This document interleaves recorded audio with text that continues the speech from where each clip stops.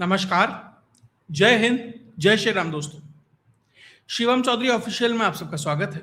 आगे बढ़ने से पहले आप सबसे रिक्वेस्ट है, वीडियो को लाइक कीजिए, चैनल को सब्सक्राइब कीजिए और शेयर करना मत भूलिएगा। लगभग 3 दिन पहले आप सबके साथ मैंने एक वीडियो की थी कि किस तरीके से लगभग 30 लाख बांग्लादेशी ऑलरेडी भारत छोड़कर जा चुके हैं और एक बड़ी संख्या में बांग्लादेशी भारतीय बॉर्डर पर खड़े हैं कि बस मौका मिले और किस तरीके से वो धीरे से बांग्लादेश के अंदर चले जाएं। तो बहुत लोगों ने कहा कि भैया 30 लाख का तो बड़ा आंकड़ा है, आप ये आंकड़ा कहां से लेकर आए। लेकिन ऐसा लग रहा है कि मेरे उस आंकड़े पर अब अमित शाह, गृह मंत्री अमित शाह ने खुद मोहर लगाई है, क्योंकि उन्होंने जो बयान दिया है उससे यह स्पष्ट संदेश है कि बड़ी संख्या में बांग्लादेशी भारत छोड़कर जा रहे हैं।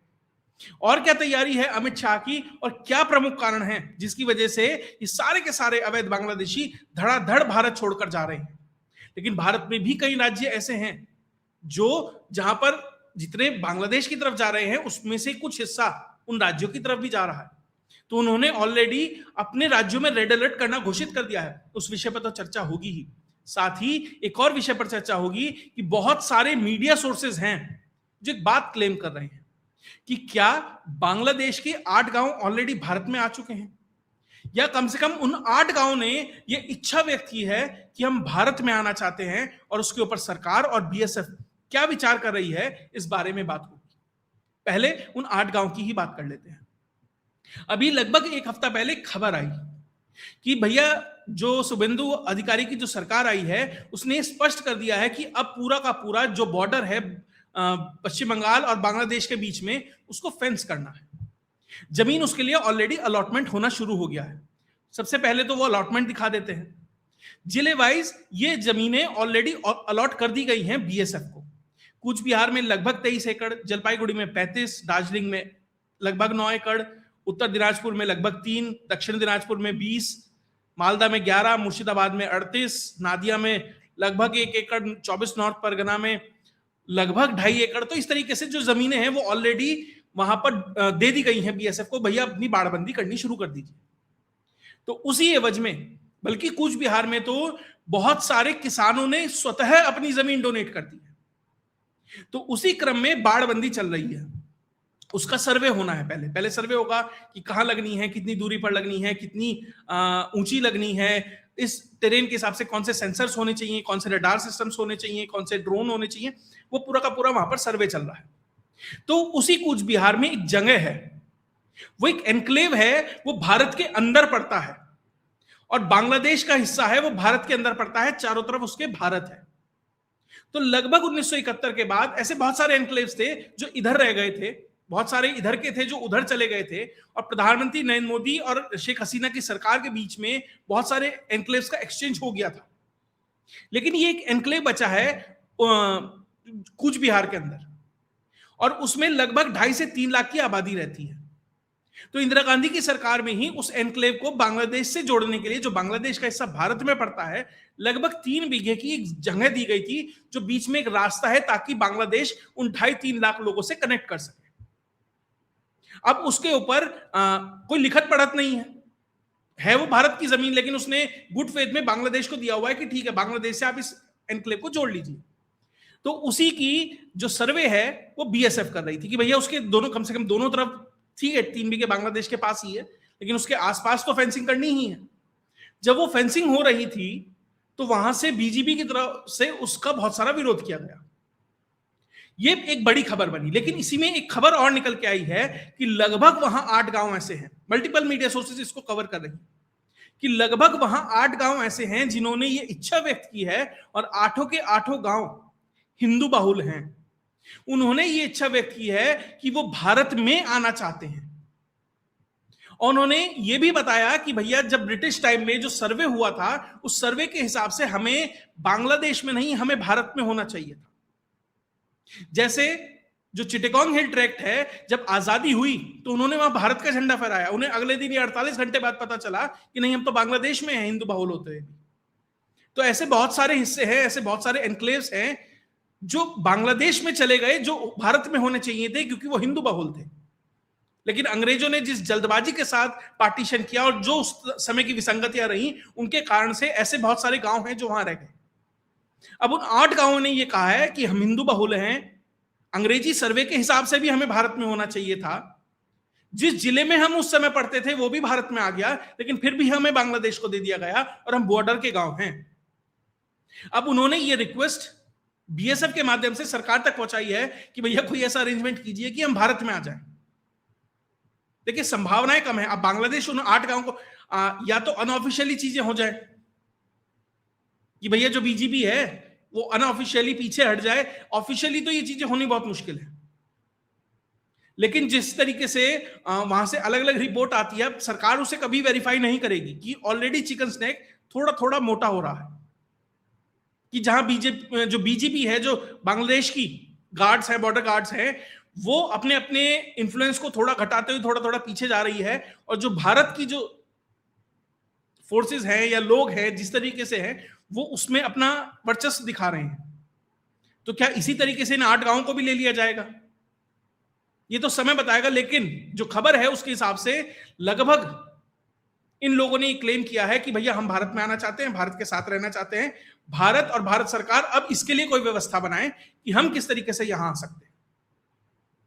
और कहा जा रहा है कि संपर्क किया जा रहा है। जो भी इसमें डेवलपमेंट होगी वो तो आपके साथ लाऊंगा ही, लेकिन कुल मिलाकर बांग्लादेश में एक बड़ा हिंदू वर्ग अब ये मानकर चल रहा है कि भैया हमें उधर वाले इधर आ रहे हैं ना, मतलब जो बांग्लादेशी है पश्चिम बंगाल से बांग्लादेश में जा रहे हैं, जो नेचुरल फ्लो होना चाहिए वो हो रहा है।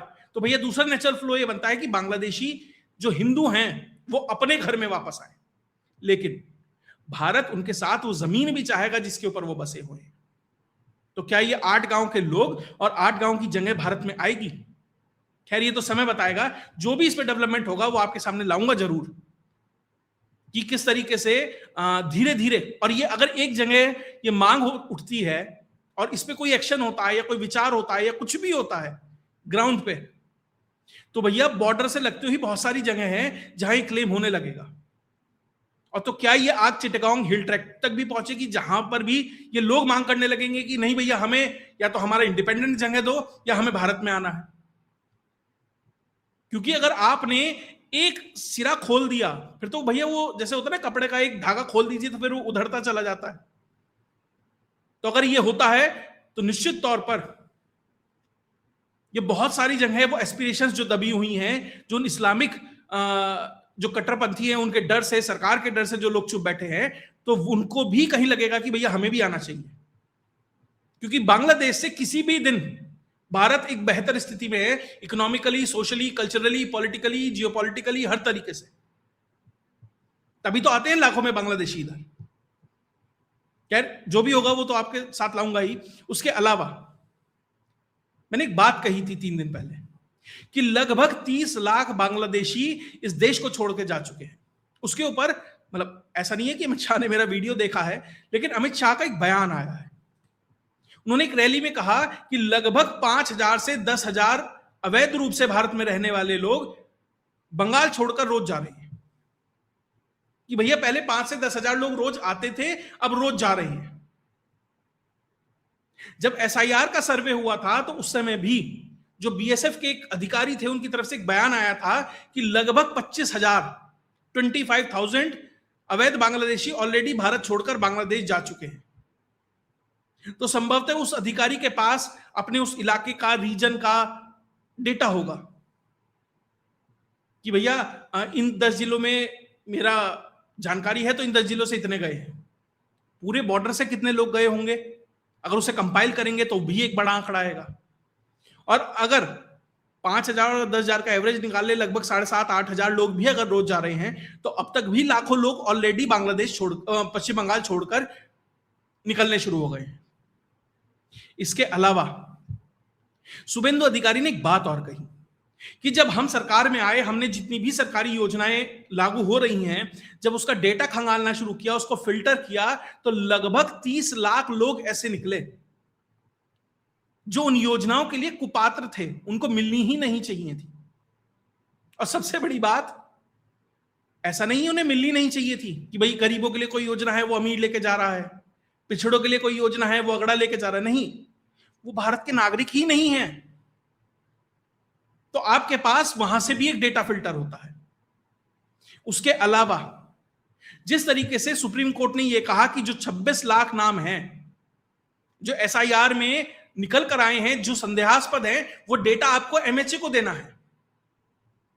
अब एमएचए उस डेटा से ये निष्कर्ष निकालेगा कि भाई 26 लाख में हो सकता है 5, 7, 10 लाख, 6 लाख, जितने भी होंगे, हो सकता है भारतीय हो, उनके डॉक्यूमेंट में कुछ थोड़ी बहुत गड़बड़ी हो गई हो, उसको जस्टिफाई ना कर पाए हो, ठीक है, उनको नागरिकता मिल जाएगी। लेकिन अगर उसमें 50% है, 60% है, या जो भी एक परसेंटेज है जो अपने बैकअप डॉक्यूमेंट नहीं दिखा पाएंगे, अपना सिजरा नहीं दिखा पाएंगे, अपना भूतकाल नहीं समझा पाएंगे, तो समझ जाइए कि भैया ये तो गड़बड़ है। तो जो मैंने बहुत पहले एक एपिसोड भी किया था इसके ऊपर कि सरकार मल्टी लेवल पर किस तरीके से रिफाइन कर रही है। वो क्या कर रही है, भैया आपके पास आधार कार्ड का एक डेटा है, आपने उसको डिफाइन किया, 8 से 10 करोड़ लोग उससे निकल गए। आपके पास बर्थ सर्टिफिकेट का एक डेटा है, 8 से 10 करोड़ लोग उसमें निकल गए, वो रिफाइन हो गया। आपके पास सेंसस है, अब सेंसस होने वाली है।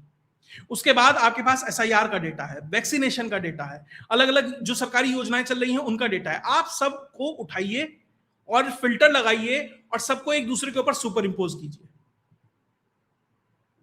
कि भैया सेंसस में लोग हैं, वो एसआईआर में भी हैं, फिर आधार कार्ड वाले हैं, फिर ये सबको एक साथ रखिए।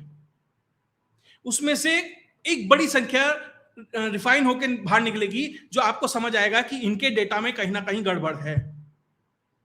और साहब अब एआई का जमाना है, सरकार के पास संसाधन पूरे हैं, तो आप वहां से एक बड़ी संख्या, लाखों में नहीं करोड़ों में लोगों को चिन्हित कर पाएंगे कि ये लोग संदेहास्पद हैं। और उसके बाद जब आप उनके पीछे लगेंगे तो आपको समझ आएगा कि क्या खेल है। और यही तो एनआरसी है, यही तो एनआरसी है कि आपको नेशनल लेवल पर एक रजिस्टर्ड बनाना है सिटीजन्स का, तो आपके पास मल्टीपल लेवल पर डेटा है, उसको सुपर इंपोज कीजिए, एक साथ डालिए और वहां से कितने सारे लोग फिल्टर हो जाएंगे, हो गया काम। इसी चीज पर अमित शाह इतने कॉन्फिडेंट होकर यह बात कह रहे हैं कि भैया 1 से 2 साल का शायद टारगेट दिया है कि इलीगल इमिग्रेशन की जो प्रॉब्लम है ना, सबसे पहले तो उसे बंद करना है कि भैया नाली का पानी वापस ना आए। उसके बाद तो घर से पानी निकालेंगे ना, जो एक्स्ट्रा घर में पानी भरा हुआ है, जो गंदा पानी है उसे तब निकालेंगे जब बाहर से पानी ना आए। आपने वो रोक दिया, अब घर की सफाई की जरूरत है। तो इस तरह के जो डेटाज हैं, जब उसका इस्तेमाल होगा, जब आप लोकल अथॉरिटीज को ये कहेंगे कि भैया तुम्हारे जिले में जितने लोग हैं मुझे बताओ, डीएम को डायरेक्ट जब सीएम, होम मिनिस्टर फोन करेगा, सीएम फोन करेगा, गृह सचिव फोन करेगा, तो डीएम साहब की हिम्मत नहीं है। हो सकता है थोड़े बहुत 2, 4, 5% के साथ वो खेल कर दें, लेकिन बड़ी संख्या में उन्हें वो एग्जीक्यूट करना पड़ेगा और फिर सफाई होगी। इसलिए अमित शाह इतने कॉन्फिडेंट हैं। डेटा का इस्तेमाल हो रहा है, एसआईआर के डेटा का इस्तेमाल हो रहा है, उसके बाद आप फेंसिंग करके उन लोगों को रोक रहे हैं और यहां से जबरदस्त धक्का दिया जा रहा है, चलो भाई बाहर निकलिए। डिटेंशन सेंटर बनाए जा रहे हैं। देखिए कई लेवल पर काम हो रहा है, डेटा के साथ काम हो रहा है, फेंसिंग के साथ काम हो रहा है। तीसरा, आप डर स्थापित करेंगे उन लोगों के अंदर जो देश में बैठे हैं, ताकि वो खुद जाए, सेल्फ डिपोर्टेशन हो उनका, कि वो खुद भागे। एक डंडे से काम नहीं चलेगा, आपको कई सारे डंडे हाथ में लेके खड़े होने पड़ेंगे। और वो क्या है, सेल्फ डिपोर्टेशन कैसे होगा? आप डर स्थापित कीजिए। आपने पश्चिम बंगाल के अंदर डिटेंशन सेंटर्स बना दिए हैं, उसमें ऑलरेडी 386 के आसपास लोग हैं, जिसमें से 335 तो सिर्फ बशीरहाट के 3 सेंटर्स के अंदर है। ये सारे वो नाम हैं जहां डेमोग्राफी ऑलरेडी चेंज हो चुकी है। तो अब लोग कहेंगे कि भैया तुम कह रहे हो 10,000 जा रहे हैं, 30 लाख चले गए हैं, 25,000 तो एसआईआर के समय जा रहे थे, और यहां 386 है। साहब ये 386 ना वो शोकेस में रखे हुए हैं जो डर स्थापित करने के लिए हैं, जो डर बैठाएंगे उन लोगों के अंदर कि अगर तुम नहीं भागे सह परिवार तो तुम यहां जमा कर लिए जाओगे। अब यहां साल भर के लिए, 2 साल के लिए, 6 साल के लिए, 10 साल के लिए, कुछ नहीं पता, क्योंकि ये तो वो है ना जिन्हें बांग्लादेश एक्सेप्ट करेगा। भारत मानता नहीं है, बांग्लादेश एक्सेप्ट करेगा नहीं, तो पता नहीं कब तक है वहां पे।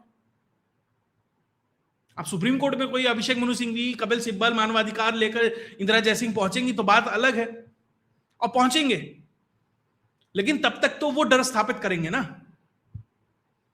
वैसे ये एग्जाम्पल है कि जो आतंकवादी होता है उसका इंटेंशन ये नहीं होता कि उसे पूरी की पूरी जनसंख्या को नुकसान पहुंचाना है। वो बम ब्लास्ट करता है, 10-20 लोग मरते हैं, लेकिन पूरी जनसंख्या में भय व्याप्त हो जाता है। तो वो भय ही व्याप्त करना है कि वो जनसंख्या स्वतः इस डर से भाग जाए। उसके बाद आपको बहुत सारी मीडिया बाइट्स दिखाई देंगी अलग अलग जगह, जहां बांग्लादेशी खुद एक्सेप्ट कर रहा है कि भैया नहीं नहीं, ये मैं यहां इलीगल तौर पे रह रहा था, मैंने वोट भी दिया, सब कुछ है, और अब मैं जा रहा हूं। तो जो क्लियर पिक्चर है वो भी सामने आनी चाहिए। और जब उन भागती हुई जगहों पर ये सारे लोग दिखाई देंगे, तो जो लोग टीवी पर देख रहे होंगे, सोशल मीडिया पर देख रहे होंगे, वो समझ रहे होंगे। और जो स्नोबॉल इफेक्ट होता है, जैसे एक छोटा सा बर्फ का गोला ऊपर से चलता है तो बड़ा बड़ा बड़ा बड़ा होता जाता है, तो वही स्थिति है। उन सबको देखकर ये लोग भी भागना शुरू करेंगे। इसलिए मल्टीपल लेवल पर ये स्टेप्स चल रहे हैं और आपको ये फलीभूत होते दिखाई देंगे। 100% रिजल्ट होगा नहीं पता, एक बड़ा रिजल्ट होगा ये निश्चित है। और जो ऑलरेडी जो सेंटर, जो भारत में आने वाली जगह है जहां से लोग ये घुसते हैं, कृष्णानगर है, हाकिमपुर है, टाकी है, मुर्शिदाबाद है, आसाम से आते थे, ये 3 बीघे वाला क्षेत्र है जिसकी मैंने बात की, वहां पर जो फेंसिंग चल रही है, क्योंकि वो उस 3 बीघे में से जब वो अपने हिस्से में घुसते थे, उस एनक्लेव के अंदर घुसते थे, तो थोड़े बहुत बीच में से गायब हो जाते थे। तो अब ये वो जगह है जहां से भारत में आते थे, अब ये वो जगह है जहां पे आपको जाने वालों की भीड़ दिखाई दे रही है। और बांग्लादेश से जिस तरह का रेजिस्टेंस आ रहा है, बांग्लादेश की औकात नहीं है, ना उसके पास संसाधन है। आप ये देखिए, बांग्लादेश के पास बीजीपी के कितने गार्ड्स होंगे? 60,000, 20-25 हजार आपने म्यांमार में खड़े किए हुए हैं, भारत के लिए कितने बचे? क्या आपके पास फेंसिंग लगाने की संसाधन है? नहीं है। क्या आपके पास वो रात में पेट्रोलिंग करने के संसाधन है? नहीं है। आप भारत में आ रहे हैं फ्लैग मीटिंग के लिए, उस 3 बीघे वाले ही कॉरिडोर के लिए, आप ई रिक्शा में बैठ के आ रहे हैं बैटरी वाली। ये संसाधन आपके पास है। अब भारतीय फौज के पास क्या क्या है मुझे बताने की जरूरत नहीं है। तो भारत को सिर्फ मौका देखना है कि भैया जब बीजेपी वाले हैं, रात हुई, वो तो अपने जो पोस्ट हैं उस पर जाकर बैठ जाएंगे, क्योंकि उनके पास ना टॉर्च है, ना वो संसाधन है। वो किस तरीके से पेट्रोल, ई रिक्शा का मान लीजिए चार्जिंग खत्म हो गई, बीच में खड़ा है अगला, तो वो भी नहीं कर सकता। ई रिक्शा कहां लेके जाएगा रात में? तो थोड़ी सी अंधेरी रात हो, अमावस की रात हो, और अब तो लोग खुद जा रहे हैं ना, बीएसएफ को ना हाथ गंदे करने, ना आर्मी को हाथ गंदे करने, ना शुभेंदु को करने, ना अमित शाह को करने, लोग तो खुद भाग रहे हैं। बस आपको यह सुनिश्चित करना है वो पीछे ना पलटे, बाकी अपना काम तो वो खुद कर ही रहे हैं। और ये वो चीज, और ऐसा नहीं है कि सारे बांग्लादेश की तरफ जा रहे हैं। ऑलरेडी उड़ीसा में भी लगभग 10 जिलों के अंदर अलर्ट घोषित कर दिया गया है, क्योंकि वो उन जिलों में भी कुछ में ये खबर प्राप्त हुई है कि वो लोग वापस भी आ रहे हैं, मतलब कुछ भारत की तरफ भी जा रहे हैं। तो उड़ीसा है, झारखंड है, असम में तो उतना घुस नहीं पाएंगे, बिहार है, तो इनके सीमावर्ती इलाकों पर भी अब नजर रखनी शुरू कर दी है। इसके अलावा अमित शाह ने जो पाकिस्तान का बॉर्डर है उस पर भी, और अगर पाकिस्तान में हो रहा है तो पश्चिम बंगाल में भी होगा, वो पंजाब में भी होगा, वो कश्मीर में भी होगा। ड्रोन्स का इस्तेमाल होगा एरियल मॉनिटरिंग के लिए, कि कोई इलीगल तो नहीं घुस रहा है, कोई नार्कोटिक्स का सामान तो नहीं आ रहा है, कोई हथियार तो नहीं आ रहा है। तो इन सब की मॉनिटरिंग के लिए अब ड्रोन्स डिप्लॉय किए जाएंगे पूरे के पूरे बॉर्डर पर। भैया जहां तक सेना खड़ी है, बीएसएफ खड़ी है, जहां तक वो देख सकती है ठीक है, जहां नहीं देख सकते हैं तो एक बंकर में बैठे होंगे 4 जवान, उड़ा रहे होंगे 20-25 ड्रोन। और जब आप टॉप एंगल से किसी चीज को देखेंगे तो आपका देखने का दायरा बहुत बढ़ जाता है। एक जवान कितना देखेगा? 1-2 किलोमीटर, अगर पहाड़ पे खड़ा है, ऊंचाई पे खड़ा है, तो 1-2 किलोमीटर को वो स्कैन कर सकता है।